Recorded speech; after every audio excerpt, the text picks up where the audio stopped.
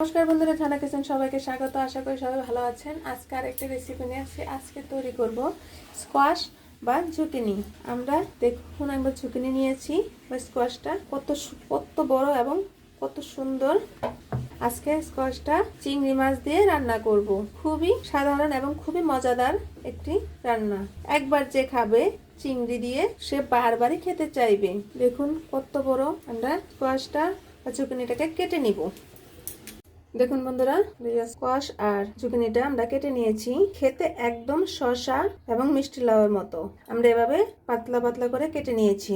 আর আমরা নিয়েছি এখানে চিংড়ি মাছ, চিমটে পরিমাণের মতো কালো জিরে, হলুদ গুঁড়ো, আধা চা চামচ পরিমাণ করে ধনিয়ার গুঁড়ো এবং লঙ্কার গুঁড়ো। আমরা বড় সাইজের একটি পেঁয়াজ কুচি করে নিয়েছি। আর এখানে 3টে কাঁচা লঙ্কা ছিঁড়ে নিয়েছি। আর আমাদের লাগছে ধনেপাতা কুচি। প্রথমে আমরা চিংড়ি মাছগুলো লঙ্কা হলুদ দিয়ে মাখিয়ে ভেজে নিব।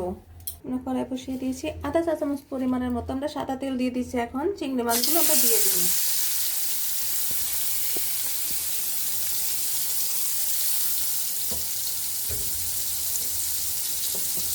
চিংড়ি মাছগুলো একটু ভাজা ভাজা করে নেব।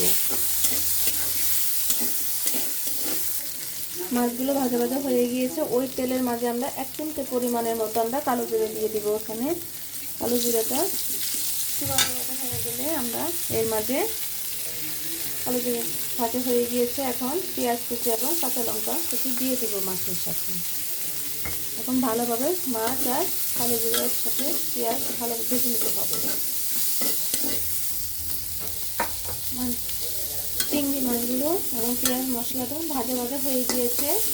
আমরা এখানে আর অন্য হলুদ এবং লঙ্কার গুঁড়ো দিব না। চিংড়ি মাছের সাথে যে হলুদ লঙ্কা গুঁড়ো দিয়ে দিয়েছি, এখানে আর কোনো হলুদ লঙ্কা দিব না।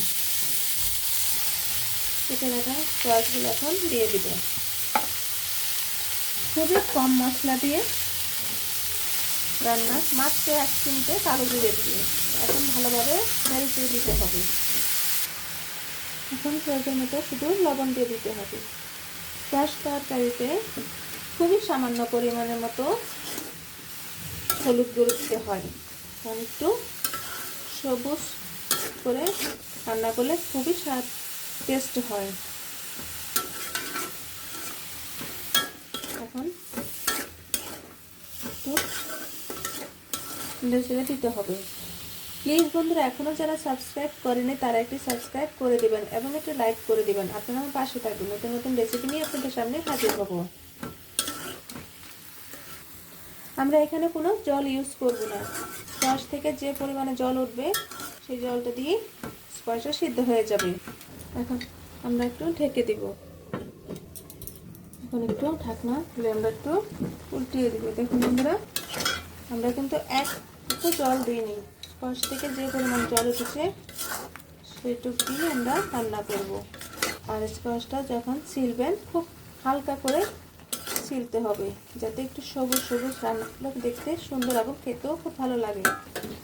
আবার একটু ঢেকে দিব। স্কোয়াশটা একদম শসার মতো খেতে।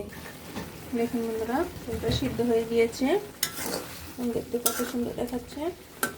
এখন আমরা ধনেপাতা কুচি ছড়িয়ে দিব। আর 1 থেকে 2 মিনিটের মতো সিদ্ধ হলে নামিয়ে নিব। দেখুন আমাদের তরকারিটি হয়ে গিয়েছে।